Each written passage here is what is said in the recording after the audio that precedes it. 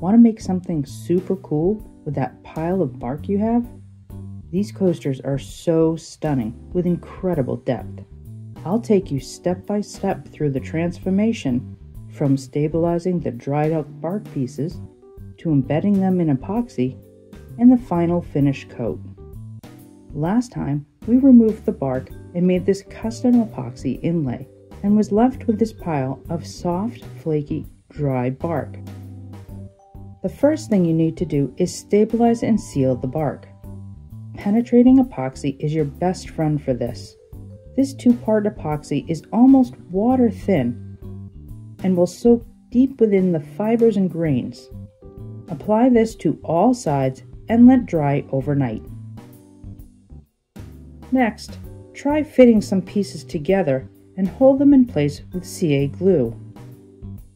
I'm using an instant adhesive with an activator spray.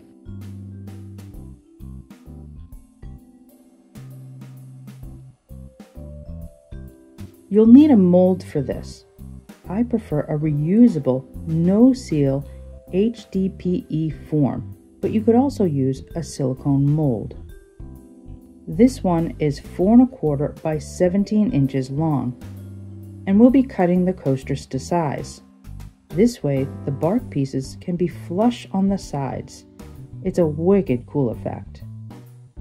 I am mixing black acrylic ink and black pigment powder to a thickset epoxy for the base.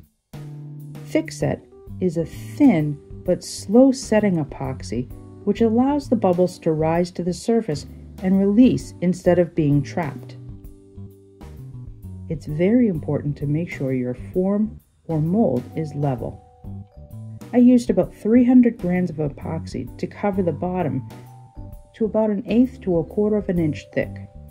You can use a butane torch on the HDPE forms to pop surface bubbles. This is not recommended for silicone molds. Let this set for about 2 hours. Our epoxy is still fluid but setting, so the bark will bond and set in place. It's fine to move the bark around until you're happy with the placement.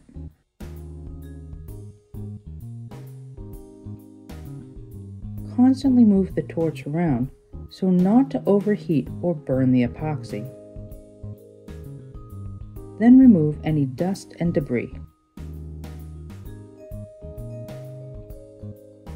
Cover and let set overnight. To get ready for the next pour, you'll need to lightly scuff the surface with sandpaper. This will help each layer of the epoxy bond to each other. Clean well with a rag and denatured alcohol. I'm covering everything with thickset mixed with super clear alcohol inks. Be sure to pour slow over the bark. I use a silicone coated stick to stir things around and release trapped bubbles along with the torch. Cover and let set for a minimum of 2 days. You are now ready to demold. For this one, you just unscrew the sides.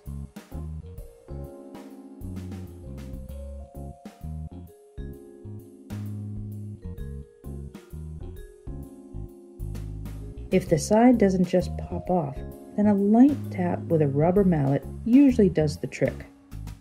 The bottom needed a little help, so a thin pick was perfect to release it. You can now put this through the thickness planer to get to your desired thickness. Sand everything smooth. I start with 120 grit and work my way up to 400. You can see that some of the bark is exposed, but that's perfect as I'm going to be putting on another clear coat. We use our table saw to cut these into 4-inch squares.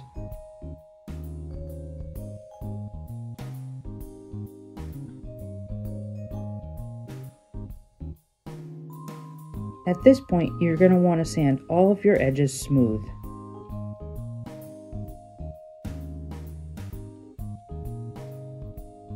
We use the router on the top edge only. This will help the clear epoxy flow over the sides better. To fix exposed gaps or holes, I'm just going to use a thick Bond and Fill instant adhesive CA glue. Then do a quick sand to flatten the surface. We'll finish this with a clear epoxy coat. Add painter's tape to the bottom and clean all the surfaces well with denatured alcohol. I typically clean it about 2 or 3 times.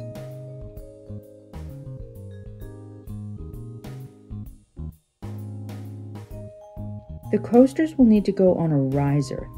I just used caps from my Stokes iced coffee. It's a great way to recycle some plastic.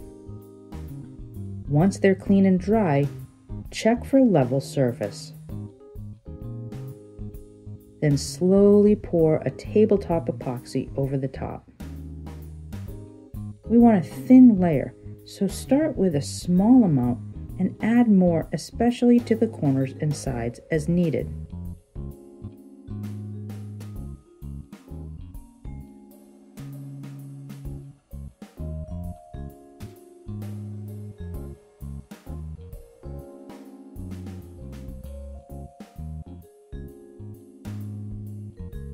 Quick blasts with the torch will remove some of the bubbles.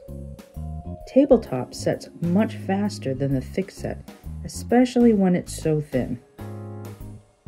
Be sure not to burn the epoxy when torching it.